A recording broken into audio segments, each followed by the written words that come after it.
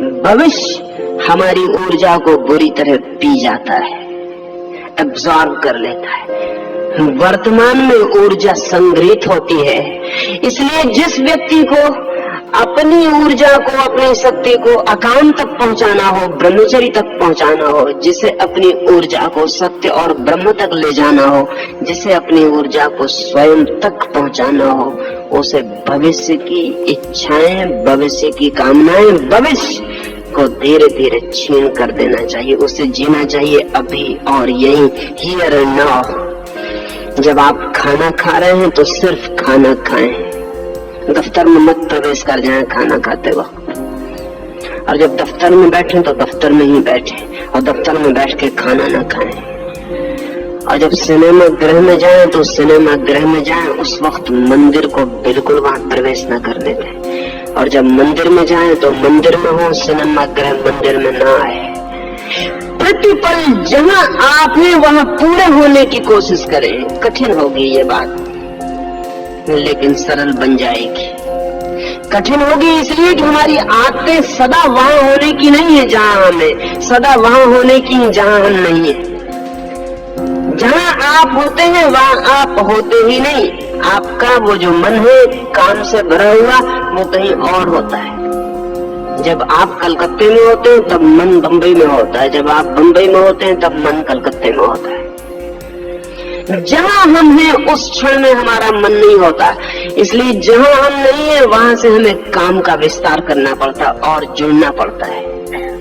वो जोड़ हमारी ऊर्जा को खोने का रास्ता है।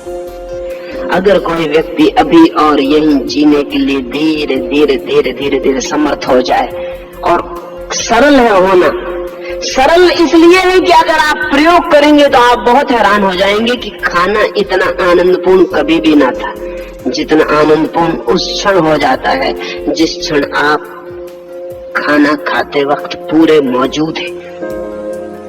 जिस वक्त आप खाना ही खा रहे हैं। एक जैन फकीर के पास एक सम्राट मिलने गया था। वो फकीर अपने बगीचे में गड्ढा खोद रहा था। उस सम्राट ने कहा कि मैं आपसे कुछ ज्ञान सीखने आया हूँ। तो उस फकीर ने कहा कि बैठो और देखो और सीखो। सम्राट बैठ गया। वो फकीर अपना गड्ढा खोदता रहा। सम्राट ने कहा कुछ कहिएगा भी, आप तो गड्ढे खोदे चले जा रहे हैं। उस फकीर ने कहा गौर से देखो, मैं हूँ ही नहीं, बस गड्ढा खोदना ही है।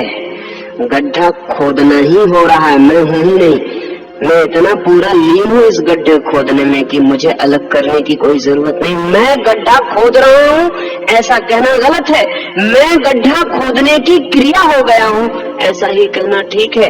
तुम भी देखने की क्रिया हो जाओ। कृपा करके उस बात को मत सोचो कि जब मैं बोलूंगा तो क्या बोलूंगा और जब तुम समझोगे तो क्या समझोगे। तुम कृपा करके यहाँ सिर्फ देखना हो जाओ। उस सम्राट ने कहा ये तो बड़ा मुश्किल है, सिर्फ देखना, मुझे लौटना भी है।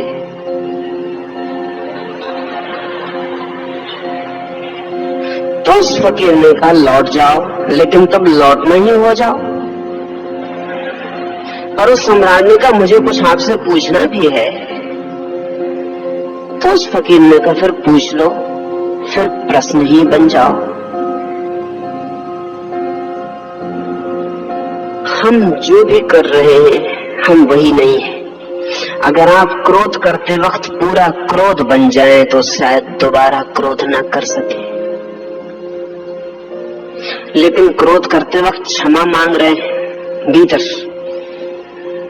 क्रोध करते वक्त प्रायश्चित कर रहे हैं भीतर, क्रोध करते वक्त जान रहे हैं कि बड़ा बुरा कर रहा हूं, तब आप क्रोध में भी पूरे नहीं हो पाते, प्रेम में भी पूरे नहीं हो पाते। जिस प्रेमी से मिलने के लिए वर्षों प्रतीक्षा की, जब वो मिल जाता है तब हम कुछ और सोचते हैं।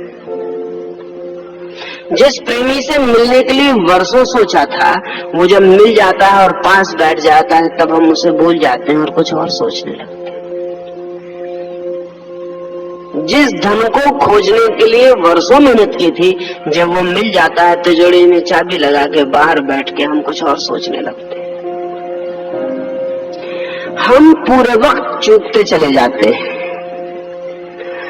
हम सदा ही भविष्य में अपनी शक्ति को व्यय करते रहते हैं।